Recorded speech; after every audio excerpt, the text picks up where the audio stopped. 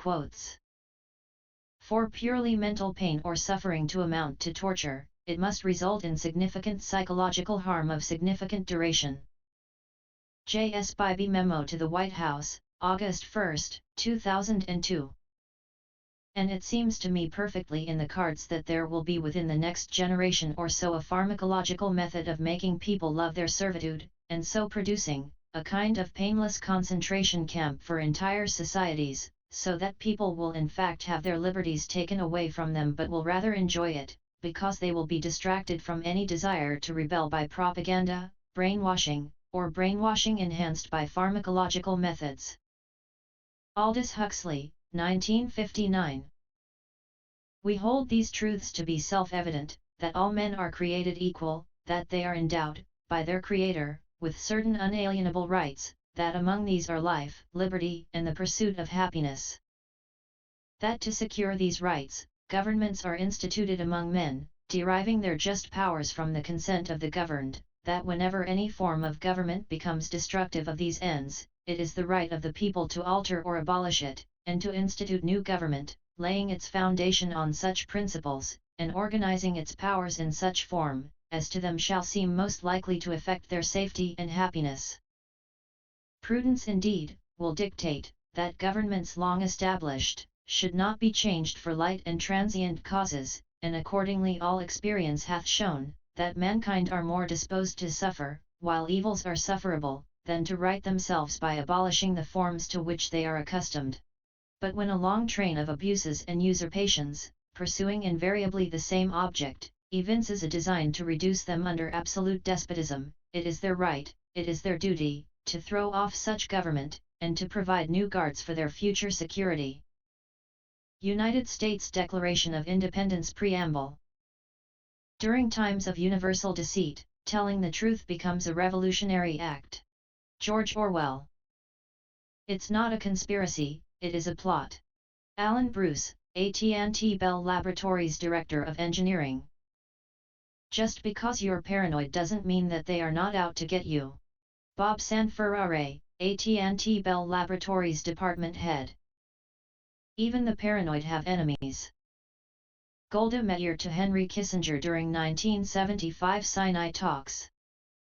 Every time I look at a black person, it doesn't matter if they have a PhD or not, I think negative thoughts about that black person. Steve Walters, AT&T Supervisor. There will be some good things happening here, and there will be some bad things happening here. Dr. Hess, Head Psychiatrist for AT&T. I'm going to teach you a lesson. Go down to the medical department, take a urine test for drugs, go out on mental disability or don't return to work. Lou Miller, AT&T Department Head. The killing of Americans and their civilian and military allies is a religious duty for each and every Muslim. We with God's help call on every Muslim who believes in God and wishes to be rewarded to comply with God's order to kill Americans and plunder their money whenever and wherever they find it. The September 11th attack gave a harsh lesson to these arrogant peoples, for whom freedom is but for the white race. God willing, America's end is near. Osama bin Laden, in February 1998, appealed to Muslims, in a videotaped statement in the fall of 2001. For the purpose of understanding and measuring racial discrimination, race should be viewed as a social construct that evolves over time. Despite measurement problems, data on race and ethnicity are necessary for monitoring and understanding evolving differences and trends in outcomes among groups in the U.S. population. Measuring Racial Discrimination, National Research Council. That the manufacture of consent is capable of great refinements no one, I think, denies. The process by which public opinions arise is certainly no less intricate than it has appeared in these pages, and the opportunities for manipulation open to anyone who understands the process are plain enough. Asterisk, plus asterisk A plus S. A result of psychological research, coupled with the modern means of communication, the practice of democracy has turned a corner. A revolution is taking place, infinitely more significant than any shifting of economic power. Asterisk, plus under the impact of propaganda, not necessarily in the sinister meaning of the word alone, the old constants of our thinking have become variables. It is no longer possible, for example, to believe in the original dogma of democracy, that the knowledge needed for the management of human affairs comes up spontaneously from the human heart. Where we act on that theory, we expose ourselves to self-deception, and to forms of persuasion that we cannot verify. It has been demonstrated that we cannot rely upon intuition, conscience, or the accidents of casual opinion if we are to deal with the world beyond our reach. Walter Lippmann, Public Opinion. My senior year, I joined Skull and Bones, a secret society, so secret, I can't say anything more.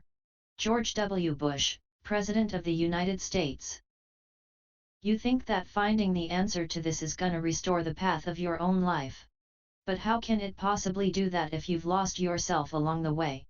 Eric Olson, his father, Frank Olson, was drugged by LSD by the American government and possibly murdered. There comes a time when one must take a position that is neither safe, nor politic, nor popular, but he must take it because his conscience tells him it is right. Dr. Martin Luther King Jr. No one really knows why they are alive until they know what they'd die for. Dr. Martin Luther King Jr. Everything that we see is a shadow cast by that which we do not see. Dr. Martin Luther King Jr. The art of acceptance is the art of making someone who has just done you a small favor wish that he might have done you a greater one. Dr. Martin Luther King Jr. Our lives begin to end the day we become silent about things that matter. Dr. Martin Luther King Jr. When you are right, you cannot be too radical; when you are wrong, you cannot be too conservative. There are certain technical words within every academic discipline that soon become stereotypes and clichés. Modern psychology has a word that is probably used more than any. It is the word maladjusted. This word is the ringing cry to modern child psychology. Certainly, we all want to avoid the maladjusted life. In order to have real adjustment within our personalities, we all want the well-adjusted life. But I say to you, my friends, there are certain things in our nation and in the world, about which I am proud to be maladjusted and which I hope all men of goodwill will be maladjusted until the good societies realize. I say very honestly that I never intend to become adjusted to segregation and discrimination. I never intend to become adjusted to religious bigotry. I never intend to adjust myself to economic conditions that will take necessities from the many to give luxuries to the few, leave millions of God's children smothering in an airtight cage of poverty in the midst of an affluent society. I never intend to adjust myself to the madness of militarism, to self-defeating effects of physical violence. I'm convinced that there is need for a new organization in our world. The International Association for the Advancement of Creative Maladjustment, men and women who will be as maladjusted as the prophet Amos, who in the midst of the injustices of his day could cry out in words that echo across the centuries, "Let justice roll down like waters and righteousness like a mighty stream." As maladjusted as Abraham Lincoln, who had the vision to see that this nation would not survive half slave and half free. As maladjusted as Thomas Jefferson, who in the midst of an age amazingly adjusted to slavery would scratch across the pages of history words lifted to cosmic proportions. We know these truths to be self-evident, that all men are created equal, that they are endowed by their Creator certain unalienable rights, that among these are life, liberty, and the pursuit of happiness. Through such maladjustment, I believe that we will be able to emerge from the bleak and desolate midnight of man's inhumanity to man into the bright and glittering daybreak of freedom and justice. Dr. Martin Luther King Jr.